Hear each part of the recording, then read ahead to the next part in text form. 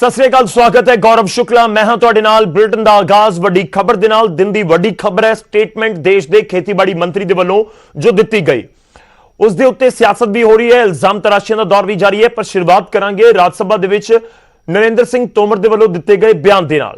उन्होंने खेती कानूनां नूं लैके राज्य सभा दे विच सरकार दा पक्ष रखिया ते एक बार फिर तो दावा करदे नजर आए कि यह कानून किसानां दे हितैषी ने।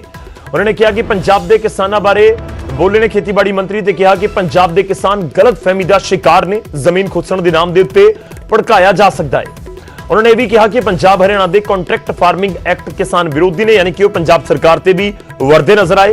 तो कहा कि पंजाब के एक्ट के किसानों को जेल भेजने की भी तजवीज है जो मौजूदा समय पंजाब सरकार के ने। उन्होंने कहा कि किसान जथेबंदियों के नाल 11 बार गलबात हुई है पर किसान आगू कानूनों के विच कमी की है नहीं दस सके। विरोधी धिरां दे उत्ते भी खेतीबाड़ी मंत्री ने निशाना साधिया, कांग्रेस ते खास तौर ते कहा कि कांग्रेस खून की खेती करती है। सरकार किसी भी संशोधन के लिए तैयार है, इसके मायने ये नहीं लगाना चाहिए कि किसान कानून में कोई गलती है, लेकिन किसान आंदोलन पर है। पूरे एक राज्य में गलत फहमी का शिकार हैं लोग। एक ही राज्य का मसला है। पंजाब सरकार का कॉन्ट्रैक्ट फार्मिंग एक्ट उठाइए, हरियाणा सरकार का कॉन्ट्रैक्ट फार्मिंग एक्ट उठाइए, और वो तो हुड्डा जी के समय ही पारित हुआ था। इन राज्यों के अभी लगभग 20-22 राज्य ऐसे हैं जिसमें कॉन्ट्रैक्ट फार्मिंग ने के लिए नया एक्ट बनाया है या उन्होंने एपीएमसी में शामिल किया है। देखिए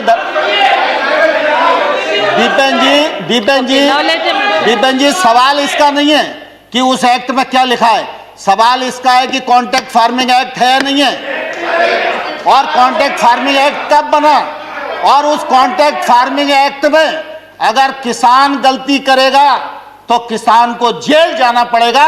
यह प्रावधान पंजाब के एक्ट में। तो राज्यसभा के बयान दिता गया खेतीबाड़ी मंत्री के वलों। हुण लोकसभा का रुख करते हैं। लोकसभा की कार्रवाई की शुरुआत हो चुकी है तो सीधा रुख करांगे लोकसभा का। हेल्थ वर्कर्स और फ्रंटलाइन वर्कर्स के वैक्सीनेशन के लिए अधिकांश जो सहयोग है वो हमें पीएम केयर्स फंड के माध्यम से मिला है, और इसके साथ साथ स्वास्थ्य मंत्रालय भी इसके अंदर कंट्रीब्यूट कर रहा है। आने वाले समय के अंदर 27 करोड़ और देश के लोगों को जो 50 साल से ऊपर के हैं और 50 साल से कम के जिनको कोमॉर्बिडिटीज हैं, उनको भी आने वाले समय के अंदर देश में वैक्सीनेशन लगाया जाएगा। अभी जो बजट प्रस्तुत किया है हमारी वित्त मंत्री ने, उसमें आने वाले समय के लिए इस वर्ष के लिए 35,000 करोड़ रुपया केवल कोविड से लोगों के प्राण की रक्षा के लिए वैक्सीनेशन के माध्यम से वो रखा गया है। और वित्त मंत्री जी ने ये भी अपने बजट भाषण में कहा है कि आवश्यकता पड़ने पर उसमें और ज्यादा वृद्धि भी की जा सकती है। माननीय सदस्यों, कोरोना वैक्सीन पर इतना महत्वपूर्ण प्रश्न है, आप सब भी जानना चाहते हैं इस विषय पर और सरकार जवाब देना चाहती है। मैं माननीय सदस्यों से आग्रह करूंगा, कृपया प्रश्नकाल में सहयोग करें। प्रश्नकाल बहुत महत्वपूर्ण होता है, आपका अधिकार होता है, सरकार उस पर जवाबदेही होती है, कार्यपालिका पर जवाबदेही होती है। इसलिए मेरा आग्रह आपसे कि आप अपनी अपनी सीट पर विराजें ताकि प्रश्नकाल ठीक से व्यवस्थित तरीके से चल सके। माननीय सदस्य, आपसे एक सप्लीमेंट्री पूछना चाहते हैं। माध्यम से माननीय मंत्री जी से पूछना चाहता हूं, जैसा माननीय मंत्री जी ने बताया है कि 2021-22 के बजट में कोरोना वैक्सीन के लिए 35,000 करोड़ रुपए का बजटीय प्रबंधन और आवश्यकता पड़ने पर और अधिक भी धन की व्यवस्था करने का आश्वासन माननीय वित्त मंत्री जी द्वारा दिया गया है। मैं आपके माध्यम से माननीय मंत्री जी से ये जानना चाहता हूं कि फ्री वैक्सीनेशन के साथ ही क्या बाजार में सस्ती कोरोना वैक्सीन उपलब्ध कराने हेतु सब्सिडी उपलब्ध कराने पर भी सरकार विचार करेगी या पहले से सरकार ऐसा विचार कर रही है? अध्यक्ष ਤਾਂ ਲੋਕ ਸਭਾ ਦੀ ਕਾਰਵਾਈ ਜਾਰੀ ਹੈ। ਇਸ ਵਿਚਾਲੇ ਹੰਗਾਮਾ ਤਾਂ ਹੁੰਦਾ ਨਜ਼ਰ ਆ ਰਿਹਾ ਹੈ, ਪਰ ਹੰਗਾਮੇ ਦੇ ਵਿਚਾਲੇ ਹੀ ਲੋਕ ਸਭਾ ਦੇ ਵਿੱਚ ਜਿਹੜੇ ਕਾਰਵਾਈ ਹੈ ਉਸ ਨੂੰ ਵੀ ਅੱਗੇ ਵਧਾਇਆ ਜਾ ਰਿਹਾ ਹੈ ਤੇ ਖਾਸ ਤੌਰ ਤੇ ਕਰੋਨਾ ਵੈਕਸੀਨ ਨੂੰ ਲੈ ਕੇ ਇਸ ਸਮੇਂ ਜ਼ਿਕਰ ਹੁੰਦਾ ਹੋਇਆ ਨਜ਼ਰ ਆ ਰਿਹਾ ਹੈ। ਦੇਸ਼ ਦੇ ਸਿਹਤ ਮੰਤਰੀ ਬੋਲਦੇ ਨਜ਼ਰ ਆ ਰਹੇ ਨੇ, ਪਰ ਦੂਜੇ ਪਾਸੇ ਕਿਸਾਨਾਂ ਦਾ ਮੁੱਦਾ ਜੋ ਹੈ ਉਸ ਦੇ ਉੱਤੇ ਰਾਜ ਸਭਾ 'ਚ ਤਾਂ ਖੂਬ ਚਰਚਾ ਹੁੰਦੀ ਨਜ਼ਰ ਆਈ ਹੈ, ਪਰ ਲੋਕ ਸਭਾ ਦੇ ਵਿੱਚ ਹੰਗਾਮਾ ਪਿਛਲੇ 3 ਦਿਨਾਂ ਤੋਂ ਲਗਾਤਾਰ ਹੋ ਰਿਹਾ ਹੈ।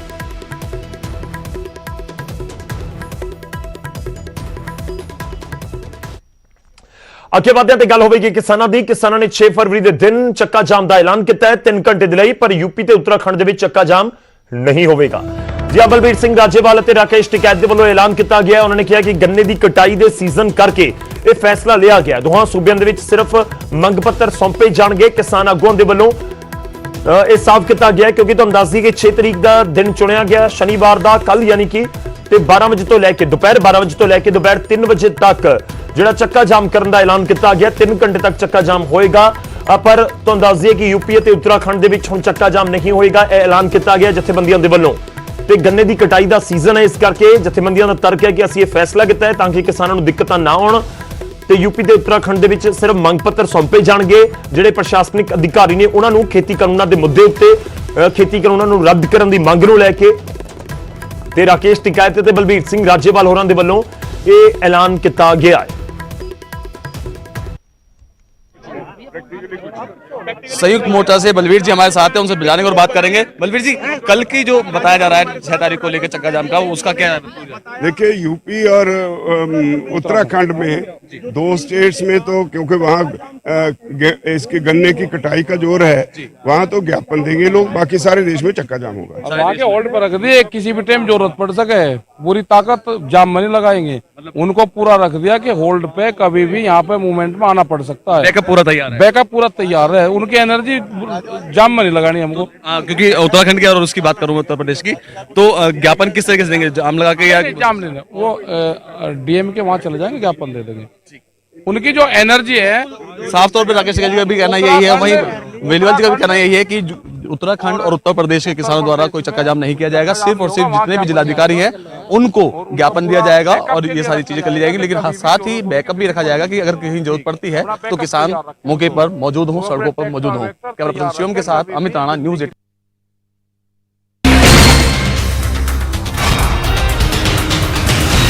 ਇੱਕ ਤੋਂ ਬਾਅਦ ਇੱਕ ਵਾਰ ਫਿਰ ਤੋਂ ਤੁਹਾਡਾ ਸਵਾਗਤ ਹੈ। ਉਹ ਕੀ ਹੈ ਜੋ ਸਾਨੂੰ ਸਾਰਿਆਂ ਨੂੰ ਭਾਰਤੀ ਹੋਣ ਦੇ ਉੱਤੇ ਮਾਣ ਮਹਿਸੂਸ ਕਰਵਾਉਂਦਾ ਹੈ, ਨਾਲ ਹੀ ਸਾਨੂੰ ਬਾਕੀ ਦੁਨੀਆ ਤੋਂ ਵੱਖ ਵੀ ਕਰਦਾ ਹੈ। ਦਰਅਸਲ ਉਹ ਹੈ ਸਾਡਾ ਆਤਮ ਨਿਰਭਰਤਾ ਹੋਣ ਦੀ ਸਮਰੱਥਾ ਅਤੇ ਸਾਡੇ ਅੰਦਰ ਆਤਮ ਸਨਮਾਨ ਦੀ ਭਾਵਨਾ ਦਾ ਹੋਣਾ। ਨੈਟਵਰਕ 18 ਦੀ ਪਹਿਲ ਅਤੇ ITC ਦੇ ਵੱਲੋਂ ਪ੍ਰੈਜ਼ੈਂਟਸ ਸਵਾਭਿਮਾਨ ਭਾਰਤ ਇੱਕ ਅਜਿਹੀ ਹੀ ਇਨੀਸ਼ੀਏਟਿਵ ਹੈ ਜੋ ਤੁਹਾਨੂੰ ਦੇਸ਼ ਭਰ ਤੋਂ ਅਜਿਹੇ ਭਾਰਤੀਆਂ ਦੀ ਕਹਾਣੀਆਂ ਦਿਖਾਏਗਾ ਜੋ ਸਰਕਾਰ ਦੀ ਮਦਦ ਤੋਂ ਬਿਨਾਂ ਮੁਸ਼ਕਲਾਂ ਦਾ ਸਮਾਧਾਨ ਕਰ ਰਹੇ ਨੇ। ਇਨੋਵੇਸ਼ਨਸ ਅਤੇ ਪ੍ਰਾਪਤੀਆਂ ਦੀਆਂ ਅਜਿਹੀਆਂ ਕਹਾਣੀਆਂ ਜੋ ਦੱਸਦੀਆਂ ਨੇ ਕਿ ਸਾਨੂੰ ਇੱਕ ਰਾਸ਼ਟਰ ਦੇ ਤੌਰ ਦੇ ਉੱਤੇ ਅਸੀਂ ਕਿੰਨੇ ਮਜ਼ਬੂਤ ਹਾਂ। ਇਹ ਕਹਾਣੀ ਹੈ ਇੱਕ 22 ਸਾਲ ਦੇ ਵਿਦਿਆਰਥੀ ਦੀ ਜਿਸ ਨੇ ਇੱਕ LED ਬਲਬ ਮੈਨੂਫੈਕਚਰਿੰਗ ਯੂਨਿਟ ਸਥਾਪਿਤ ਕਰਨ ਦੇ ਲਈ ਆਪਣੀ ਬਾਈਕ ਵੇਚ ਦਿੱਤੀ।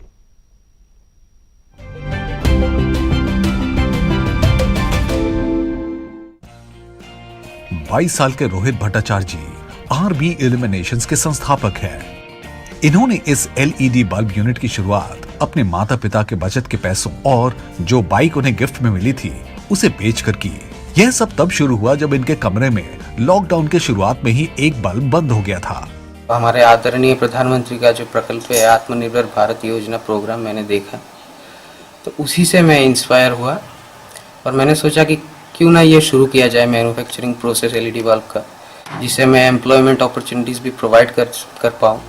रोहित, जिन्होंने कोविड-19 लॉकडाउन से ठीक पहले RB इल्यूमिनेशंस की शुरुआत की थी, अब 7 लोगों को रोजगार दे रहे हैं। ये एक दिन में लगभग 500 बल्ब बेचते हैं, जिससे हर महीने 2.5 लाख रुपए की कमाई होती है। I believe that everyone has that ability to do something innovative in life. Just we should use the ability in a proper way ताकि हम सब आगे बढ़ पाए and it will help in nations building. Rohit के RB इल्यूमिनेशंस स्वाभिमान भारत में आत्मनिर्भरता की शक्ति का एक बेहतरीन उदाहरण है।